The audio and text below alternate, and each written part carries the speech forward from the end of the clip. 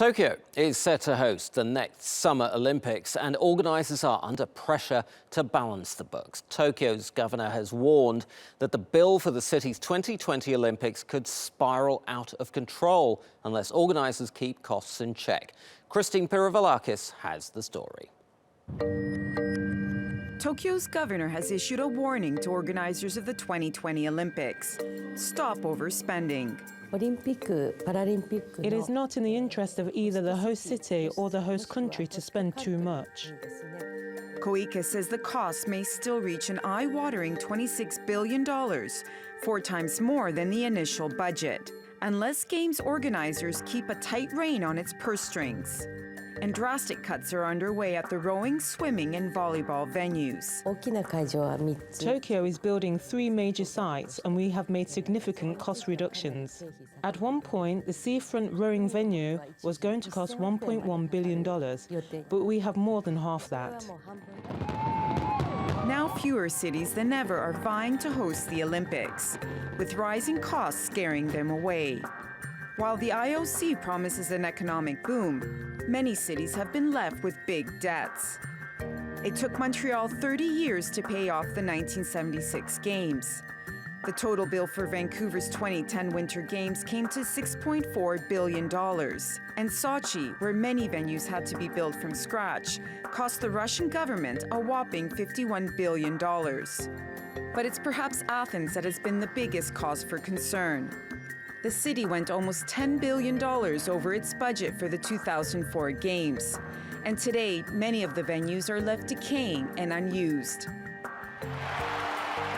But despite the hefty price tag, the Olympics can leave a lasting legacy. The 1992 Summer Games put Barcelona on the map. The Olympics in Beijing helped the country become an economic superpower. And London's Summer Games transformed the city's East End and even left the country a profit of $87 million. The IOC is under pressure to reduce costs to keep cities interested in bidding for future games. And Tokyo will be a major test. Pirovolakis, TRT World.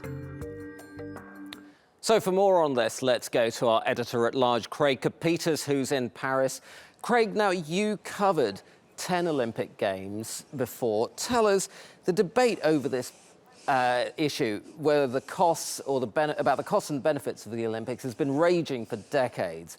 Where do you stand? Who does benefit from all of this?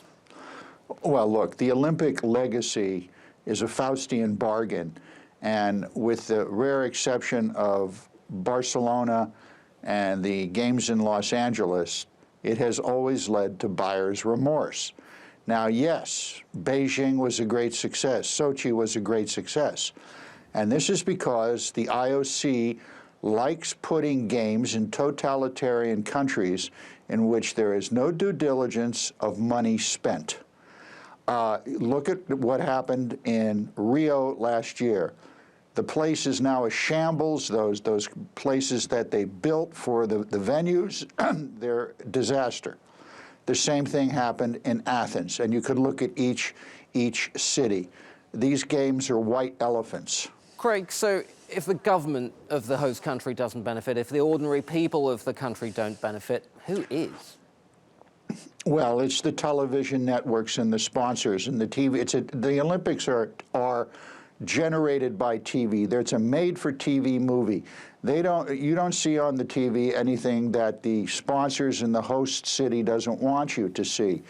However, one of the things that would upset them is that every Olympic venue has to have luxury boxes for the IOC VIPs, which are mostly empty, and they spend tens of thousands of dollars in creating these boxes. The IOC is a gravy train. They're the ones who make money off of this. They say it's about sport, but it's not, and it's about money. And there's a growing movement. If the IOC wanted to clean it up, they would have 2 cities dedicated to hosting the Olympics every 4 years, a summer city and a winter city. The thinking has been that Athens would be the summer city and Lillehammer in Norway would be the winter city. That way you could put the sport and the athletes before the money, power, and greed. Interesting idea. Craig Kapitas in Paris, thank you ever so much.